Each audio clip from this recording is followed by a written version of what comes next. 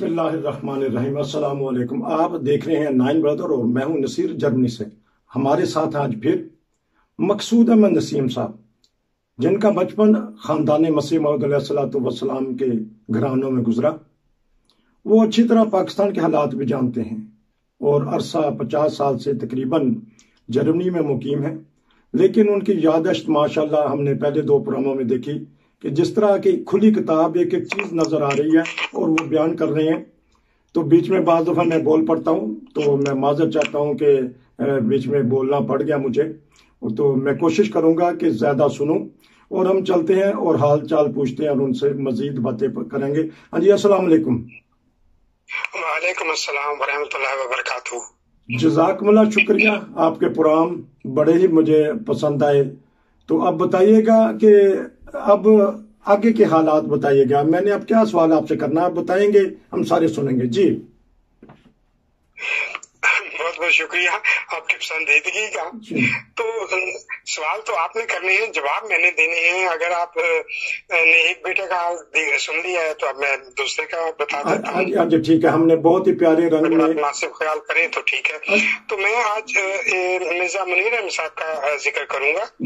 उनका जिक्र खैर इसलिए कि वो जब हम हिजरत करके यहाँ आए लाहौर में, तो एक बड़ी खास बात हुई। वो खास बात ये थी कि वहां पर इन्होंने कोई दुकान खोली लाहौर में आकर हिजरत के बाद, यानी हिंदुस्तान बनने के, पाकिस्तान बनने के बाद। तो एक दिन हसमी बशीर अहमद ने कई इत्तेफाकन उनको देखा कि वो किसी ग्राहक को कुछ पैसे दे रहे थे या उनसे ले रहे थे। तो उस वक्त मियाँ साहब चले गए, लेकिन बाद में आपने उनको बुलाकर फरमाया, मियाँ बशीर अहमद साहब ने अपने बेटे को, कि देखो बेटा, हम हज़रत मसीह मौद की औलाद हैं। मैं पैसों के लिए किसी का आगे हाथ पिलाना जो है ना पसंद नहीं करता। हाँ, वो तुम्हारा हक है, वो तुमने देने हैं, लेकिन ये बात जो है हमारे खानदान के लिए मायूब है। तो उसके बाद फिर उन्होंने वो दुकान छोड़ दी और ओकाड़ा में जो है वो एक फैक्ट्री बना ली। अब मुझे याद नहीं किस चीज की फैक्ट्री थी। और वहां पर कोशिश ये की कि तमाम मेहंदियों को जो है काम दिया जाए। तो इस तरह 70-80 घराने जो हैं उनको वो काम मिल गया। और आसपास यानी ओकाड़ा में उस वक्त इतने मेहंदी नहीं थे, लेकिन पास पास के गाँव के लोग भी आकर तो वहां पर काम करते थे और फायदा उठाते थे। ये उनकी बहुत बड़ी नेकी है कि वो जहाँ भी गए उन्होंने को काम दिया। उस वक्त 53 के जो वाकयात हुए तो उसमें उस फैक्ट्री को जला दिया गया। उसके बाद फिर आप जो है फिर दोबारा लाहौर आ गए और लाहौर आकर आपने फिर ट्रांसपोर्ट का काम शुरू किया और तारिक ट्रांसपोर्ट के नाम से एक कंपनी शुरू की, तारिक ट्रांसपोर्ट बस कंपनी, और जो कि लाहौर से सरगोदा जाया करती थी। तो ये 3-4 बसें थी जो दिन में जाती थी, हर 4 घंटे के बाद एक। तो इस तरह और भी उस जमाने में 3 बसें, यानी कि हर एक जो है वो 4-4 घंटे के बाद चलती थी। मतलब अगर 4 बजे सुबह जो है वो तारिक चली है तो 5 बजे क्राउन की चलती थी और 6 बजे फिर यूनाइटेड की, और इस तरह फिर 4 घंटों के बाद फिर तारिक ट्रांसपोर्ट की बारी आ जाती थी। तो ये ट्रांसपोर्ट में भी जितने भी अहमदी थे, सरगोदा की और लालियां की और रास्ते में चुनियोट और पिंडी भटियां सूखे की और शहूबा, ये सब जो है कोशिश करते थे कि हम तारिक ट्रांसपोर्ट पर बैठे, अपनी कंपनी है। तो इसलिए दोनों को फायदा था।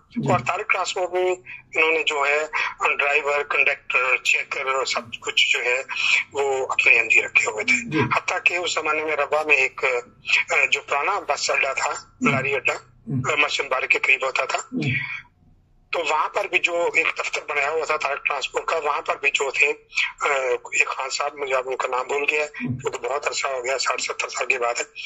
तो वो भी अहमदी थे, यानी हर एक कोशिश ये थी कि कोई अहमदी जो है वो हमारे साथ शामिल हो जाए। उसके बाद जब इन्होंने देखा कि अब कंपनियां बढ़ती जा रही हैं और इनमें मुनाफा भी कम होता जा रहा है, पेट्रोल भी महंगा होता जा रहा है, तो इन्होंने ट्रांसपोर्ट कंपनी बेचकर तो जेल में जो है वो एक चिप बोर्ड फैक्ट्री बनाई। और उस चिप बोर्ड की इतनी मशहूरी हुई कि वो पाकिस्तान की, उसका नाम भी पाकिस्तान चिप बोर्ड फैक्ट्री था, तो वो पाकिस्तान में सबसे नंबर 1 चिप बोर्ड फैक्ट्री बन गई और उसमें कई 100 لوگ جو ہیں وہ اس میں کام کرنے لگے. تو آپ نے کوشش یہ کی کہ جتنے بھی زیادہ سے زیادہ احمدی مل سکے، بڑی بڑی دور سے احمدی آ کر وہاں پر پھر کام کرنے لگے. لیکن پھر بھی جو ہے وہ یہ ہوا کہ کیونکہ کمپنی کا کام زیادہ تھا اور اتنی احمدی مل نہیں سکتے تھے، تو کچھ غیر احمدیوں کو بھی پھر شامل کیا. تو بڑا عرصہ چلتی رہی فیکٹری، اور اس میں احمدیوں نے بہت، آج بھی یہاں جرمنی میں بہت سے احمدی موجود ہیں جنہوں نے وہاں پر کام کیا ہوا ہے.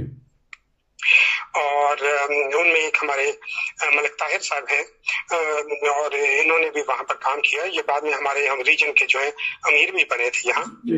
تو اس طرح دیکھیں جنہوں نے وہاں کام کیا تھا احمدیت کے لیے، یا احمدی کے لیے احمدیوں کو انہوں نے رکھا، تو یہ بڑی بابرکت باتیں ہیں کہ جو کہ ہر ایک نہیں کر سکتا، کہ خاص طور پر احمدیوں کی ملازمت ہے. اس کے بعد پھر یہ فیکٹری جو ہے ابھی کوئی چند سال ہوئے جلا دی گئی، کہ جھوٹے مقدمہ بنا کر کے اس میں انہوں نے جو ہے وہ قرآنی آیات جلائی ہیں، جبکہ کوئی تعلق نہیں، کیونکہ حضرت منیر احمد صاحب وفات پا چکے تھے. ان کے بیٹے ہیں مرزا نصیر احمد صاحب، اور شیری ان کو ہم کہتے ہیں پیار سے. تو وہ بھی امیر جماعت ہیں، تھے اپنے جیلم کے. تو وہ وہاں پر گھر بھی وہیں پر تھا فیکٹری کے اندر ہی، تو وہاں پر انہوں نے حملہ کیا اور تمام املاک کو نقصان پہنچایا، فیکٹری جلا دی. اور بڑی مشکل سے یہ چونکہ میاں نصیر احمد صاحب جو ہیں یہ پہلے فوج میں خود بھی کے عہدے تک رہے ہیں، تو ان کے کچھ تعلقات قریبی ایک جو تھا گیریزن اس کے تھے. تو انہوں نے پھر ان کو ٹیلی فون کیا اور ان کو بلایا، اور انہوں نے بڑی مشکل سے پھر ان کی جان بچا کر تمام گھر والوں کو ان کو پھر پچھلے راستے سے نکالا. تو اس طرح یہ جھوٹے الزامات لگاتے ہیں جو سرکاری مسلمان ہیں، اور اس سے ہمیں پھر زیادہ تکلیف اٹھانی پڑتی ہے. حالانکہ عام مسلمان جو ہے وہ ان باتوں کا خیال نہیں کرتا، وہ کہتا ٹھیک ہے جو کلمہ پڑھ رہا ہے مسلمان ہے، اللہ اللہ خیر صلاح، ان کو ان گہری باتوں سے دلچسپی نہیں. اور استغفر اللہ ربی، ہم جو قرآن کے محافظ ہیں وہ قرآن کے صفات کیسے چلا سکتے ہیں؟ یہ تو ہو نہیں سکتا. اور نہ ایسا کوئی واقعہ ہوا ہے، کیونکہ میں تو گھر کا آدمی ہوں، مجھے علم ہے کہ ایسی کوئی بات نہیں. یہ صرف شر پسندی تھی، اور اس کی وجہ سے یہ فیکٹری جلا دی گئی. تو میں صرف اس لیے میاں منیر صاحب کہ انہوں نے سینکڑوں لوگوں کو جو ہے وہ 20 برس تک جو ہے وہ کام دے کر ان کی جو ہے پرورش کی اس طریقے سے. تو میں تو یہی کہوں گا. تو میں چلے مجھے بھی تھوڑا سا موقع مل گیا کہ حضرت مرزا منیر احمد صاحب کے جو اندر کے خانسامہ تھے وہ میرے والد صاحب محمد حنیف باورچی، جو ان کی قبر کے اوپر کتبہ لکھا گیا ہے، وہ کیونکہ خلیفہ ثالث کے بھی باورچی تھے، خانسامہ تھے، تو ان کے کتبہ کے اوپر یہی لکھا گیا ہے. یہ ہمارے لیے اعزاز ہے کہ خلیفۃ ثالث رحم اللہ کے خانسامہ محمد حنیف باورچی. بہرحال یہ تو چلیں آپ کی باتوں سے یہ بات آ گئی. ہاں جی، یہ آپ نے دو بیٹوں، باتوں سے باتیں نکلتی ہیں. ہاں جی، تو دو بیٹوں کا آپ نے ذکر خیر کر دیا، اور ایک تو جو آپ نے ایک پروگرام میں بتایا تھا کہ ایک پوتی ایسی خوش نصیب ہیں جو وقت کے امام مہدی مسیح موعود علیہ الصلوۃ والسلام کی بابرکت آنکھیں، بابرکت نظریں بھی ان کے اوپر پڑی ہیں، کہ حضرت مرزا بشیر احمد صاحب رضی اللہ تعالیٰ عنہ کی وہ بیٹی، کیا نام تھا آپ نے بتایا ان کا؟ امت السلام وہ تھی. اچھا جی، اور پھر ان کی اولاد تو ماشاءاللہ پوری دنیا میں پھیل گئی ہے، اور اس بارے میں کچھ بتانا چاہیں تو؟ ہاں، وہ بی بی امت السلام کا ایک واقعہ مجھے یاد آ گیا ہے. جی. وہ واقعہ یہ ہے کہ آپ نے جو ہے وہ یونیورسٹی سے مولوی فاضل کا امتحان جو ہے وہ اس میں فرسٹ آئی تھی، سب سے اوپر، ماشاءاللہ، اتنا یعنی ان کا نالج تھا. تو یہ دیکھیں کہ ہمارے گھر کی بیویاں جو ہیں وہ اس زمانے میں مولوی فاضل کیا کرتی تھی، یعنی کالج اور یہ وہ تعلیم جو ہے اس کو کوئی خاص اہمیت نہیں دی جاتی گھر میں. تو اس لیے جب میری منجلی سسٹر جو ہیں ان کا نام ہے زبیدہ رشید، ان کا نام ہے، اور بعد میں ان کی جو ہے فرینکفرٹ میں شادی ہوئی اور محبوب احمد نسیم صاحب سے، تو ان کا نام پھر زبیدہ نسیم پڑ گیا. ہم پیار سے ان کو بیدی کہتے ہیں، گھر میں بھی، خاندان میں بھی، خاندان مسلموں میں بیدی کہا جاتا ہے. تو ان کو حضرت ام مظفر نے یعنی میری منہ بولی والدہ نے جو ہے BA تک تعلیم دلوانے کی جو ہے وہ قبالہ کیا تھا اور وہ تعلیم دلوائی، اور جب انہوں نے BA پاس کیا تو تمام خاندان حضرت مسیح موعود میں میرے پاس تحریر وہ جو ہے ای میل جو سب کچھ موجود ہے کہ انہوں نے اتنی خوشی منائی کہ ہمارے گھر کی ایک بیٹی نے بھی BA کیا، یعنی اس میں خاندان میں سب سے پہلی جو ہے یہ خاندان سے تعلق رکھنے والی لڑکی جس نے BA کیا تھا. یہ بھی میں بتانا چاہتا ہوں. ہاں ٹھیک ہے. یہ اس طرح کے تو واقعات ہم نے سننے، کیونکہ بعض واقعات ایسے ہیں جو اخباروں میں لٹریچر میں ہیں، لیکن آج کل پڑھنے کا موقع کم ملتا ہے لوگوں کو، کیونکہ موبائل آ گیا ہے، انٹرنیٹ آ گیا ہے، لیپ ٹاپ ہے، سارے کام اس طرح ہو جاتے ہیں. تو اس طرح کے واقعہ سنا جی، مزید سنائیے گا. ایک لطیفے کی بات بھی میں آپ کو بتاتا ہوں. جی وہ یہ ہے کہ جب حضرت مرزا بشیر احمد صاحب کی شادی ہوئی تو آپ بالکل چھوٹے بچے تھے 13-14 سال کے، اور آپ کی جو زوجہ محترمہ ہیں حضرت ام مظفر وہ بھی کوئی 12-13 سال کی. جی. تو اس کے کچھ عرصے کے بعد، کچھ سالوں کے بعد، جب آپ کے ہاں یہ پہلی اولاد حضرت بی بی امت السلام صاحبہ پیدا ہوئی تو کہتے ہیں کہ میں اسکول میں تھا، ہائی اسکول میں، تو میں گھر آیا تو کسی نے مجھے بتایا کہ تمہارے یہاں بیٹی پیدا ہوئی ہے.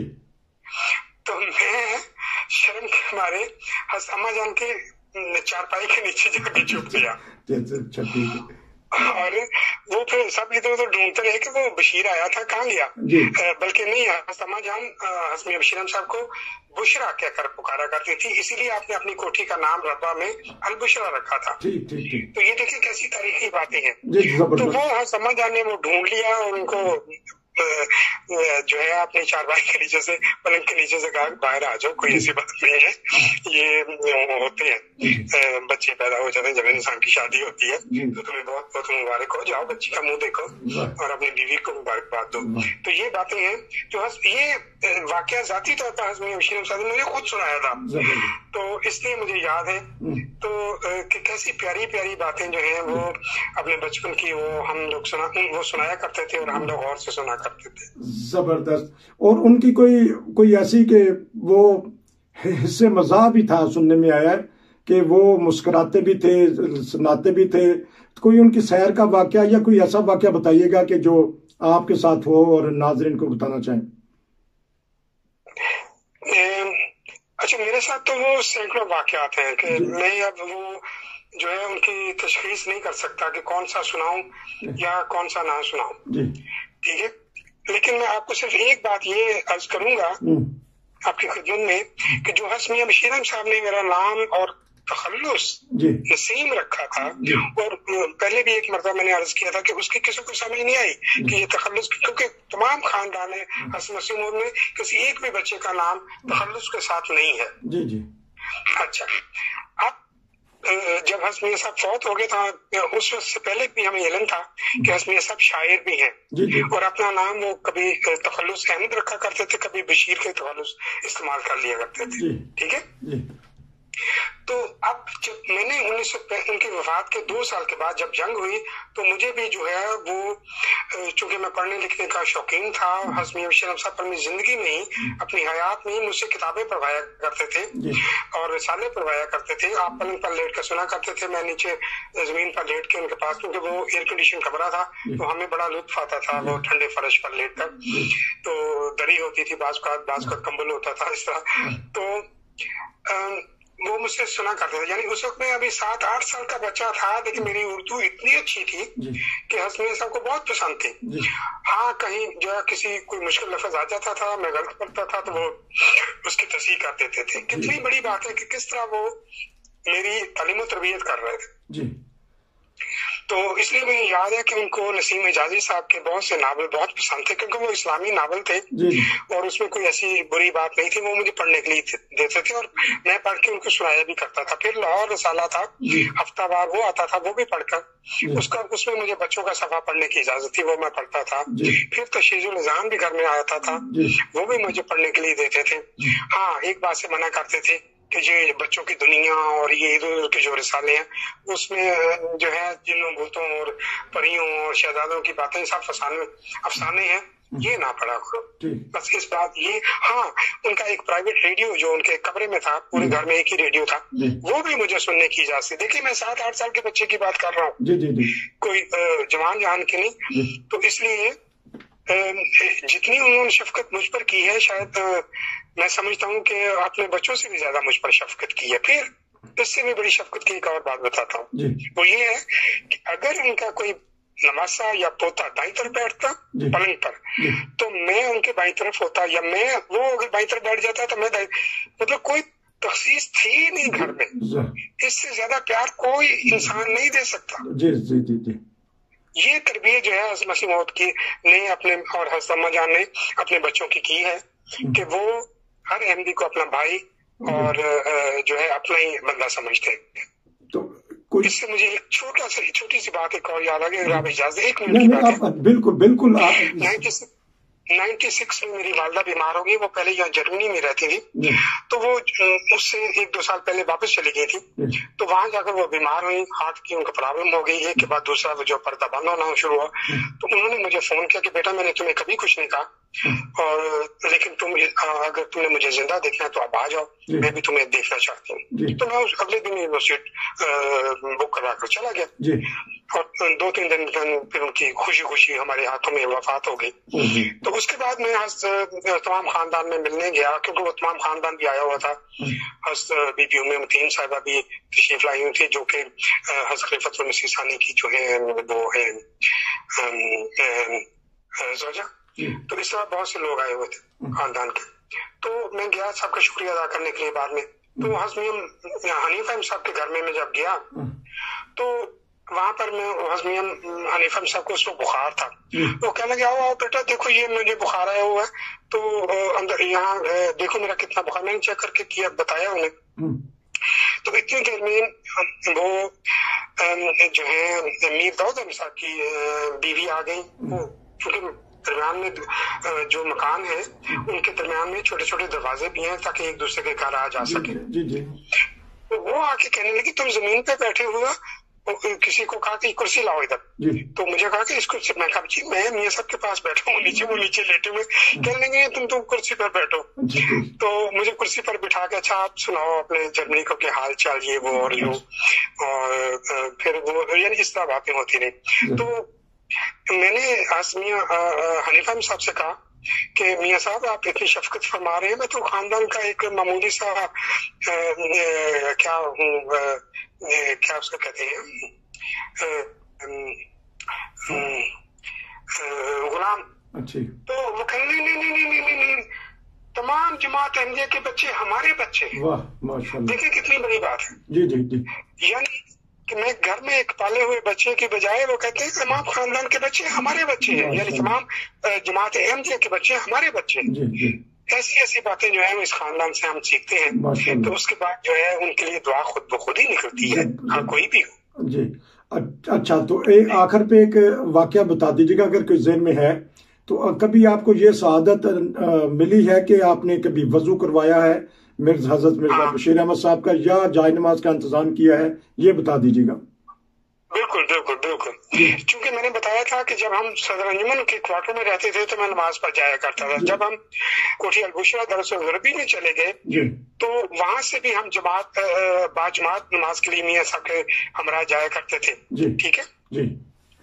تو جب میاں صاحب زیادہ بیمار ہو گئے تو اس کے بعد پھر بعض اوقات وہ جو ہے ہاتھ دھونے کے لیے وہ ساتھ میں ان کے کمرے کے ساتھ جو غسل خانہ تھا, ٹوائلٹ علیحدہ تھا, تو غسل خانے میں بھی نہیں جا سکتے تھے اپنی بیماری, بعض اوقات ہمیشہ نہیں. تو اس وقت جو تھا جو بھی کوئی گھر میں موجود ہوتا تھا وہ ان کے ہاتھ دھلا دیتا, جن میں مجھے بھی یہ سعادت حاصل ہوئی کہ میں لوٹے میں پانی لے آتا تھا, تولیہ لے آتا تھا, صابن لے آتا تھا, اور ایک چمچی سی جس میں کہ وہ نیچے رکھ کر میں اپنے تو وہ پانی سے لوٹے سے پانی ڈالتا تھا, وہ ہاتھ وغیرہ دھو لیتے تھے, کلی کر لیتے تھے. تو یہ سعادت ہمیں نصیب ہوئی ہے. बहुत मरतबा हुई है, इसलिए मैं ये नहीं कह सकता कि 1 या 2 मरतबा हुई। लेकिन आप घबराते थे, जब मैं करवाता था तो घबराते थे, क्योंकि वो बच्चों से काम नहीं करवाना चाहते थे। मतलब किताबें पढ़वा लेते थे, रिसाले सुन लेते थे, तो रेडियो को भी वो खबरों के लिए मुझसे लगवा, लेकिन ये जो है ना हाथ धुलवाने वाला, ये नहीं करवाना पसंद करते थे। ये वो उनका एक खादिम था, बल्कि उनका नाम भी मशीर खादिम है, उन्होंने खादिम अपना खुद ही रखा हुआ था कि मैं मियां साहब का खादिम हूँ, तो उससे वो करवा लेते थे। लेकिन मुझसे करवाना जो है वो कभी वो बशीर साहब नहीं होते थे तो तब करवाते थे, वरना कोशिश करके लड़खड़ाते हुए खुद ही दीवारों का सहारा लेकर चले जाते थे और कुल्ली कर लेते थे और हाथ धोकर फिर वापस आ जाते थे। हाँ, बताइए कि मेरे कंधे पर भी हाथ रखकर फिर वो सहारा लेकर यानी वापस आ जाते थे या चले जाते थे। तो ये साथ है जो कि हमें उन बुजुर्गों की मैयत में नसीब हुई। अल्लाह ताला उनको जज़ाए खैर दे और उनके दर्जात क़यामत बुलंद करता चला जाए। आमीन। इसी फिक्रे पे हम प्रोग्राम ख़त्म करते हैं कि अल्लाह ताला उनके दर्जात बुलंद से बुलंद करता जाए और अल्लाह ताला आपको भी जज़ाए खैर दे कि आप वो वाक़यात बता रहे हैं जो और किसी को नहीं पता, क्योंकि आपके साथ बीते हैं, आपने उनके साथ ज़िंदगी गुजारी है। उम्मीद है कि आने वाले प्रोग्रामों में भी हमें ऐसे ईमान फरोज़ वाक़यात बताएंगे। नाज़रीन, आप दुनिया के जिस मुल्क में भी रहते हैं, अगर आपने भी ख़ानदान मसीह मौऊद अलैहिस्सलातु वस्सलाम के ख़ानदान से फैज़ हासिल किया है, उनकी खिदमत की है, या मुल्क की खिदमत की है, या जमात की खिदमत की है, या इंसानियत की खिदमत की है, कोई भी खिदमत की है, तो आइए 9 ब्रदर को बताइए, ताकि ये कर्ज है हमारी आने वाली नस्लों का जो हम छोड़ के जाएंगे। जुड़े रहिए 9 ब्रदर के साथ। नसीर को इजाज़त दीजिए। आपका शुक्रिया जी। अस्सलाम वालेकुम रहमतुल्लाह।